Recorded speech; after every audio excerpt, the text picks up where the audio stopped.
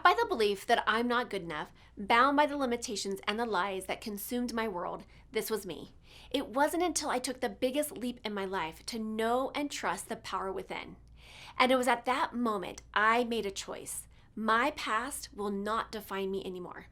Hello, I am Teri, and I know I am not alone in this. Over the years, I have found that the number one mistake that we make is that we get in the way of our own success story. Yes, I said it. On this show, together we'll tackle limiting beliefs, self-sabotage, getting stuck, fear, doubt, overwhelm, and the imposter syndrome. Join us on this journey designed to transport you beyond your limitations to a world where anything is possible. This is Talking with Teri. Hi, and welcome back to Talking with Teri, where we have powerful conversations to transform your life and your business. And our guest today is Marina Kirik, right? Did I get it? Yes. Yes. Perfect. Score, because I always say language is not my first language. Okay. I'm about that.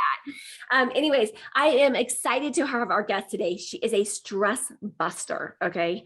Joy finder and a holistic wellness coach focusing on stress and burnout prevention in high achievers and entrepreneurs. Okay, girl, you're speaking my language. So for folks that don't know you yet, welcome and bring us up to speed how you got to be where you're at today. Yeah, thanks, Jerry. Hi, everybody. It's been an evolution for about 7 years. So I started in the corporate world. I've spent 7 years in the corporate world. Before that, I got my master's degree in human resources. So I was working in HR technology, and my transition came from my own burnout and my own chronic stress, and really being faced with around in 2015, being faced with the fact that stress was having on me, both physically and mentally. And so since then, I started the transition process. So getting my certifications in holistic health coaching, yoga, meditation, and several other more recent layers to that. And when I first started out, I was still in the corporate environment. So I was coaching part-time, hosting workshops in New York City at the time. And I was focusing more on holistic health, cleansing, weight loss, things like that. But of course, as a result of the pandemic and just reflecting back on my own journey in the corporate world and how stress was affecting me, I decided to focus 100% of the time with my clients and my work on chronic stress. So like you said, I always find it fascinating how our biggest like barrier or challenge or stressor becomes what we are like guided to do and deliver for other people. So tell me about that journey, because I know that didn't happen overnight. And this kind of dovetails well into like the work that you do now. So like just kind of tell the listeners about kind of your journey through burnout. Yeah. So I'm a huge believer in make your mess your message. So exactly what you said, right? I'm a strong believer in, if we go through challenges, we can either let them break us or we can use them for something beneficial. And in my case, this is really what, looking back and reflecting on my own journey, I decided I really owe it to others to be sharing because of the progress that I had made with my own health transformation. And then over time, this really became just what I was spending 100% of my free time on. So that was kind of my signal when I was still working in corporate, is my nights and weekends were spent researching, listening to podcasts, surrounding myself with other entrepreneurs who made the transition already. So learning anything I could in this area. And that really kind of snowballed into then getting the certifications and learning more and more about it. And it was, it's interesting because I think the biggest barrier that I faced, that I also see now with a lot of high achievers, is it's hard to start over and be a beginner at something, especially when you've built up and maybe studied and went to school, got an MBA, all these huge investments that we make in ourselves up to a certain point in our life. It's really hard to start over and start from scratch. And so for me, that was kind of the hardest barrier and kind of mental block to overcome, and probably why it took so long for me to actually make the transition, because from 2015, when I kind of realized everything and started to learn and empower myself with the knowledge and skills, up to 2020, I actually quit my full-time job last April. So it's been about a year and a half of just focusing on my business full time. So it's a big gap. and, Yeah. kind of gradually transitioning that and building up my own confidence in, this idea of starting over. Well, and I think there's like, we look at life. I kind of see like life in two paths, right? You got your master path. Like this is like you've excelled and you've grown and expanded, but then you get the student path, right? And whenever we learn something new, and it's very fluid, right? Like we're always popping over to the student path to learn something, and then it's like, okay, gotcha. Now I can teach it, I can learn it, I can implement it. Now I move back over to the master path, and then so I feel like kind of in life in general, like there's like this, kind of delicate balance, right? Because you have multiple, I think you have multiple certifications. So you had to redo that multiple times to get to where you're at today, so, good for you Thank you. for Yeah. enduring, right? And Yeah. I read this fantastic quote yesterday. I'm gonna have to like stick it up on my social media, but it said, just as soon as I'm a pipe butcher because I read it once, but it says, just as soon as you think it's ending, it's just beginning. And I was like, oh yes. It's like you're like, oh, I'm wrapping up. I finally mastered. Oh boy, here we are. Here we go again. Yeah.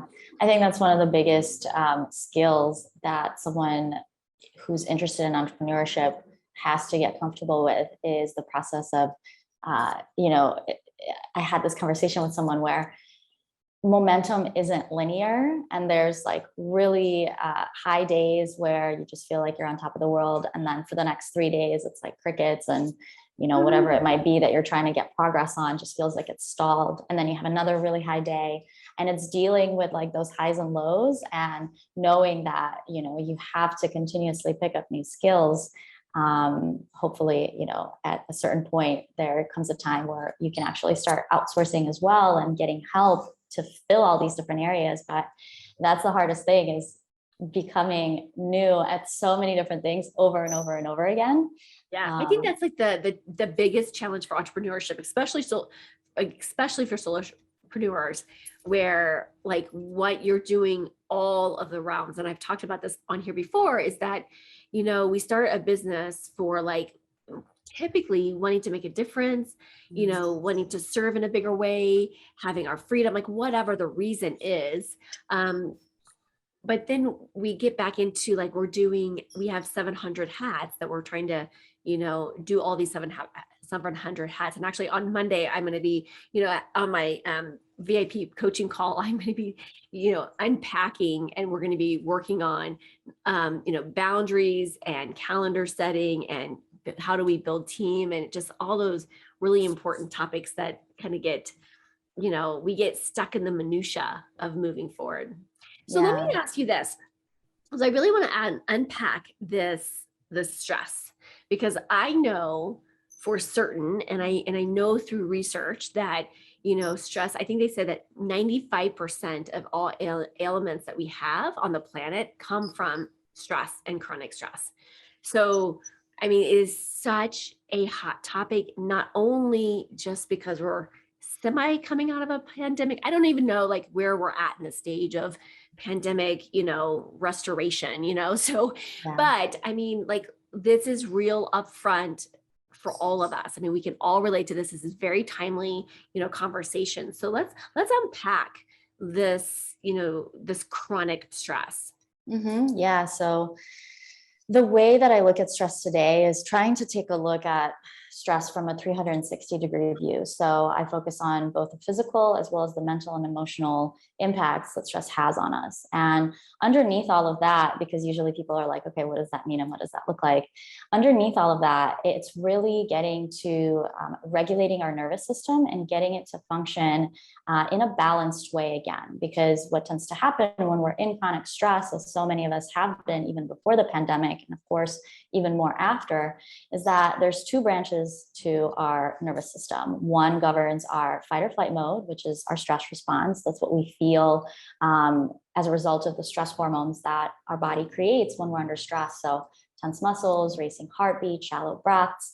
And then we also have another part to the nervous system, which is our parasympathetic system. And that's responsible for us digesting our food well and sleeping well and being relaxed, taking deep breaths, giving our circulatory system a break. And so what I see happening with so many people is we spend an overwhelming majority of our time in our sympathetic mode now. And that's because the body doesn't know a perceived threat, like an email or an unexpected bill. Something's going on where you're just sitting and working, but your body is perceiving it in a very stressful, almost like something you have to run away from way.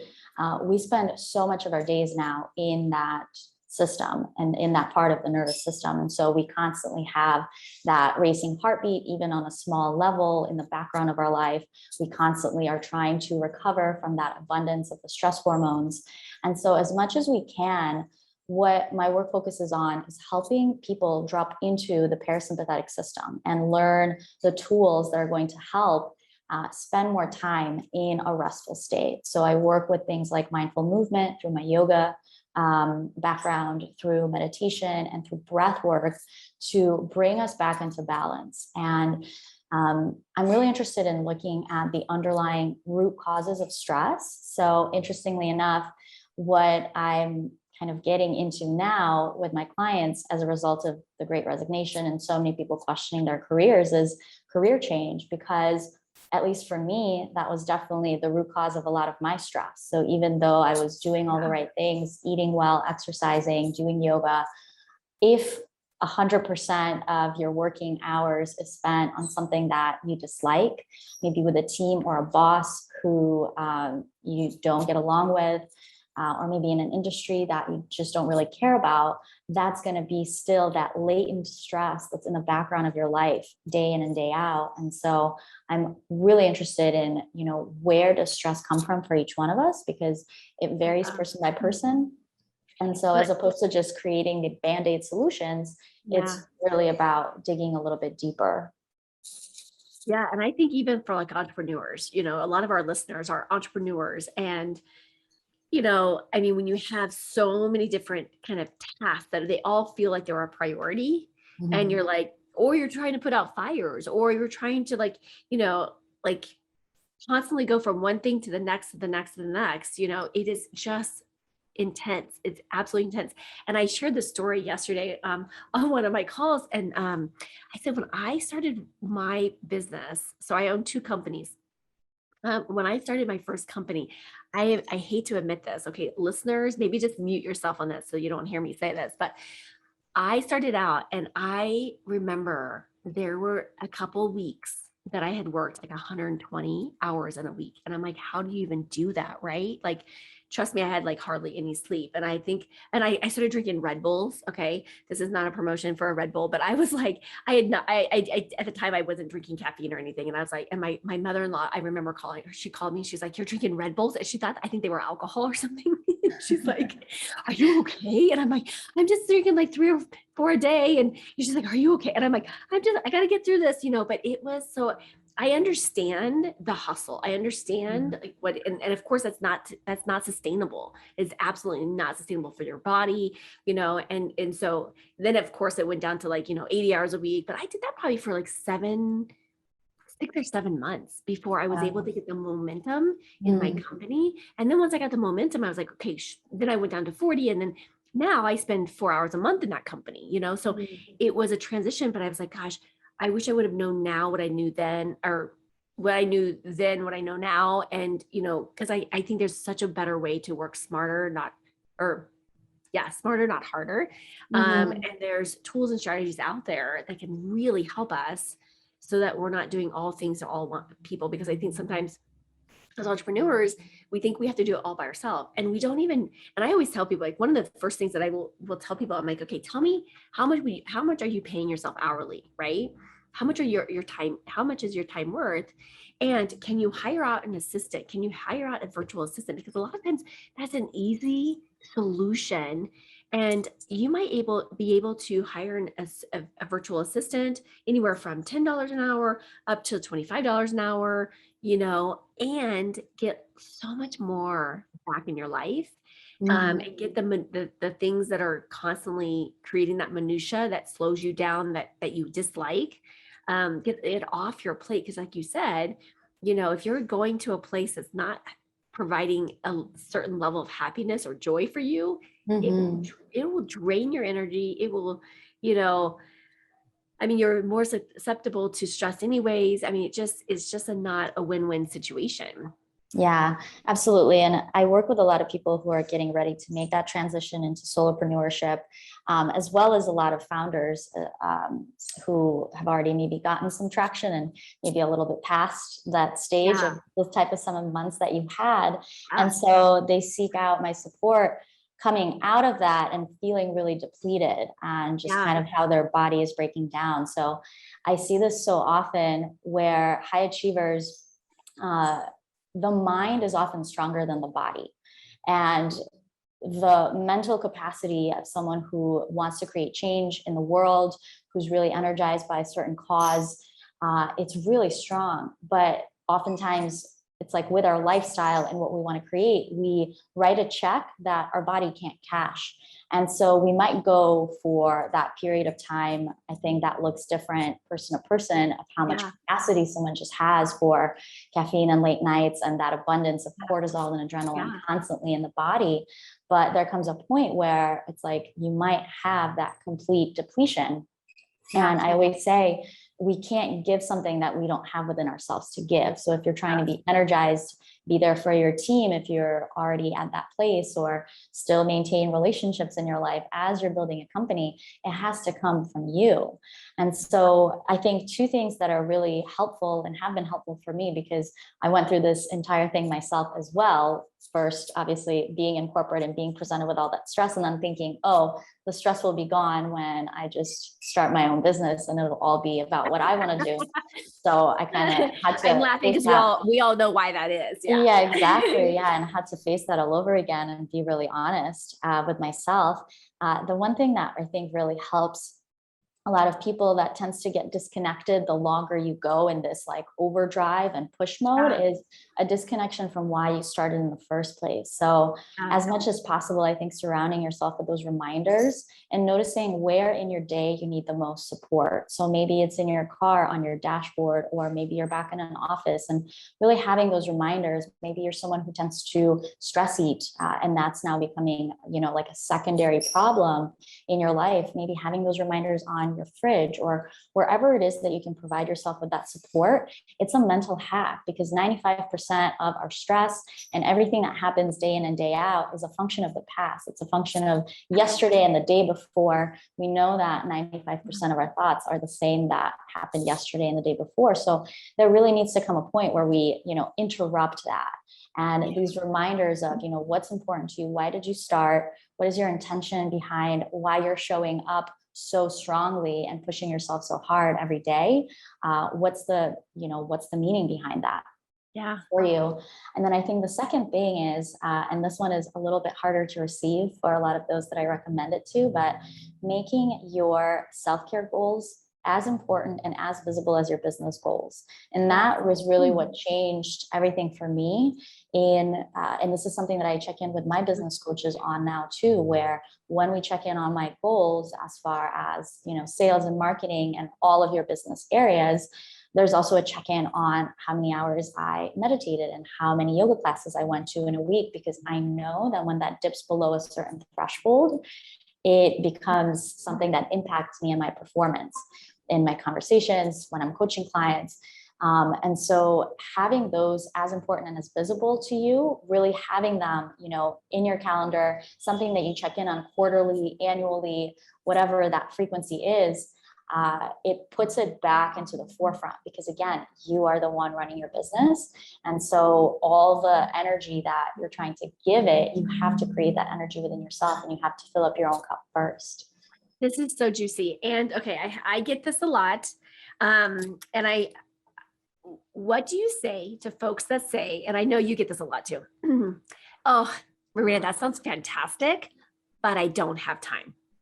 Okay. Mm-hmm. So, and I remember a good friend of mine, he is an ultra runner, like marathons and 50s and 100 miles that he run. I'm like, I don't know what has, this man is like incredible. And he couldn't break the 2.5, or he was running a marathon in 2.5 hours. He couldn't break the 2.5 hour mark. And his coach, his running coach says, you've got to take every 10 minutes, you've got to take a walk break, walk at least 1 minute. And he's like, dude, if I do that, like, I'm going to add all this time. That doesn't seem natural. And so he's finally gave in to his coach, listened to his coach, did what his coach said. Not only did he take away the time he added, he also took away another 30 minutes. And what happened was he just gave his body permission to reset and go stronger. But it's so important. And I always use that as a metaphor of like how we do life.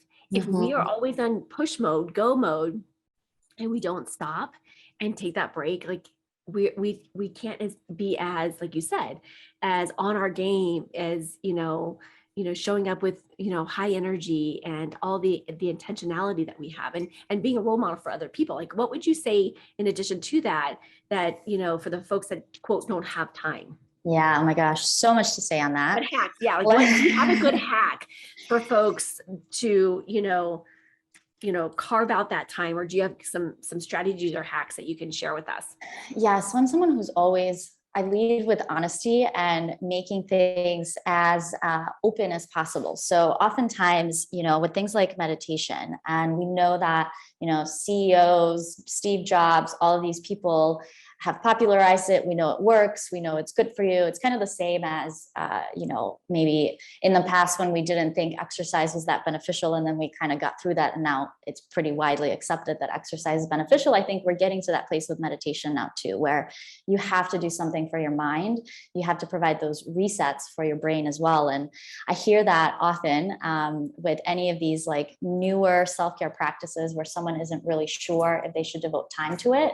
And it initially feels like it's a time, expenditure that you're not going to see any benefit from for potentially some time. And so, that's why I think my coaching practice exists in the first place, because there's so many things that we know we should be doing. There's so many tools available to us, like apps, right? There's dozens of meditation apps out there now. That doesn't mean that everyone who would like to meditate and who maybe can benefit from it greatly is meditating. And so I think the initial period of building any habit, anything that is new that you're trying to carve out time for, that maybe you already have a packed calendar, so that feels like a challenge, giving yourself a transition period where first you're going to be honest with yourself that it's going to suck.